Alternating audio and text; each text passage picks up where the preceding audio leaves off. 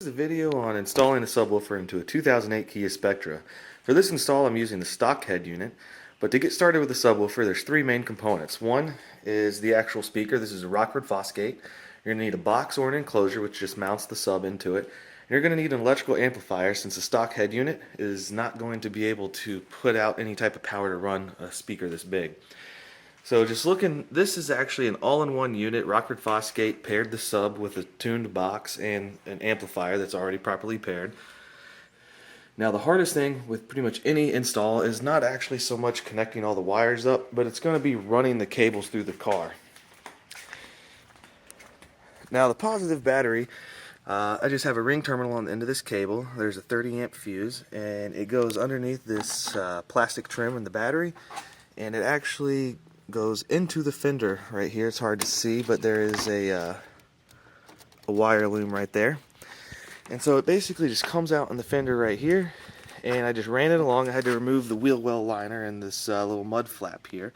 But there is a hole in the firewall underneath the fender right about here. There's a large rubber grommet, and I was just able to snake the cable through with wire coat hanger method. So then you have to remove some plastic trim here. Now there's just a couple screws and clips that hold this in, and the same thing with this side panel. And this foot panel right here on the door sill, this just has some clips that you can pop out and then you just pry it up, and you can peel the carpet back and run the cable underneath. And I did the same thing with this door sill trim here. And you're able to pretty easily remove this bench seat right here. There's a couple buttons right in front of it where you just pop it out and it'll come free. Then you can fold this seat down to get some more access, but basically right underneath the side bolster there's an easy path straight into the trunk. And so here you can see I've already got all my wires ran. I got a power, ground, and I got speaker level input. So I'm going to go ahead and install the sub. So I went ahead and installed the subwoofer, and it's a fully functional. So I'm just going to show you the connections I had to make. The first is the power and the ground, which the power just runs to the battery, and the ground I just ran it right inside the side wall in the trunk. And there's just some plastic round clips that kind of hold it in, and the whole thing just peels back. But there was a convenient hole in the sheet metal where you could get to the back, so I just installed a bolt there and a ring terminal to give it a ground connection. And the next thing that you need is the actual audio source, which is what tells the subwoofer what notes to play.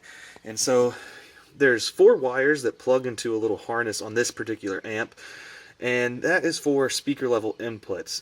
Now usually you would just have RCA inputs and it would go to the back of your aftermarket head unit, but since I'm using the stock head unit here, I tap into the existing speaker wires to get the signal to play.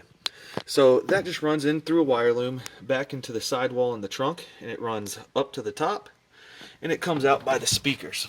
And so you can see it comes from the wire loom and it goes to the back of the speakers, where I actually just soldered the speaker wire to the back tabs since that is exposed in the trunk. And so you have 4 wires because you have the positive and negative of the left speaker, and then you run it across and you have the positive and negative of the right speaker.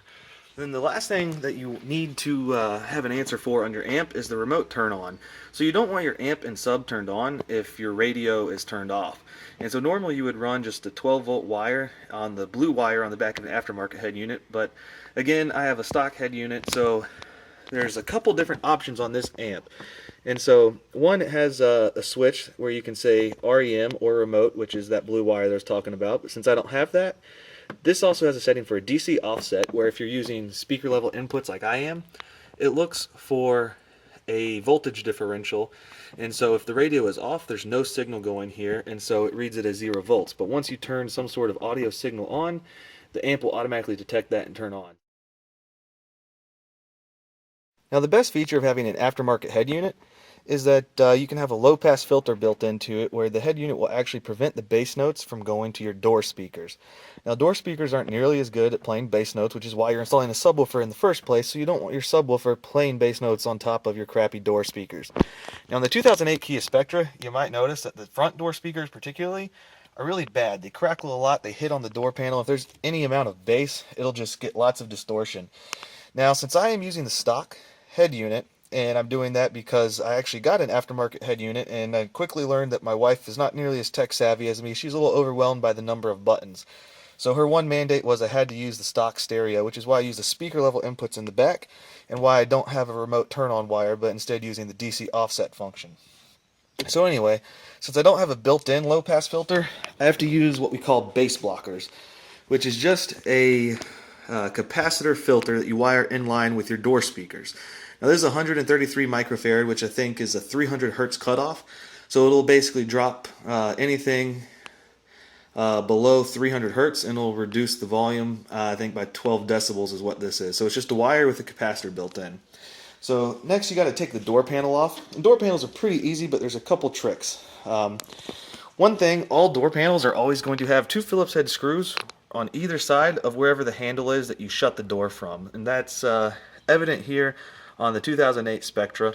And this piece of trim just went like that, and I found it easier to just pry it and lift it like that, and then pop a screwdriver underneath the other end to get it straight off. And instead of showing you exactly how I did it, I'll just kind of show you what's on the back side. You can just see there's some locating pins, there's some spring clips here, and there's a couple more spring clips. So the next thing that we have is the power locks, windows, and mirror control. So you can see there's just a wire harness that plugs into the back, and if you look, there's some spring clips that'll lock it in place, but the most difficult ones are the ones on either end. It's actually a metal spring clip. Those are a little bit more difficult to get up underneath, but you can just pry it out, and that'll have that piece removed.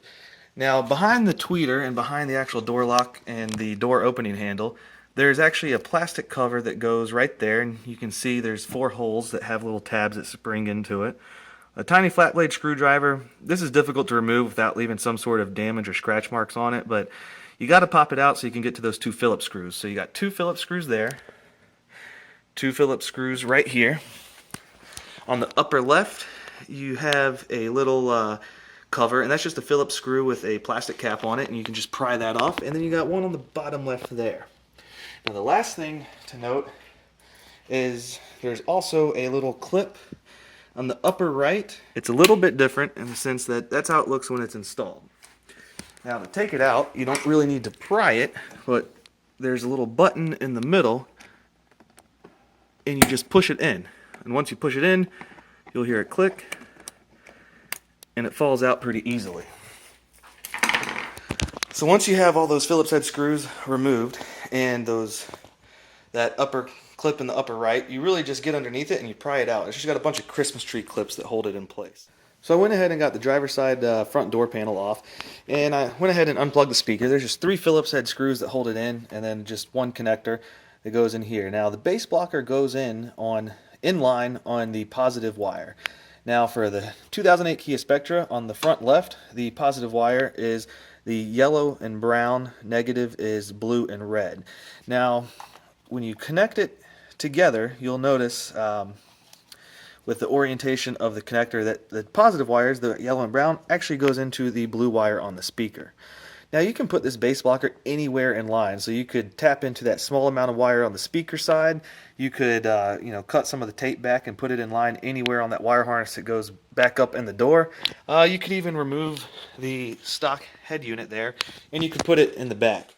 So I went ahead and put the speaker back in with the 3 Phillips head screws, and I plugged it into the door wire harness, and I just zip tied the capacitor up out of the way, and just tried to keep the wires as snug along the outside of the speaker as I could. There should be plenty of room for it on the back side of the door panel. Anyway, we'll go ahead and crank it up, and it should be good to go with no bass notes playing through the door speakers, and the subwoofer should take over from there.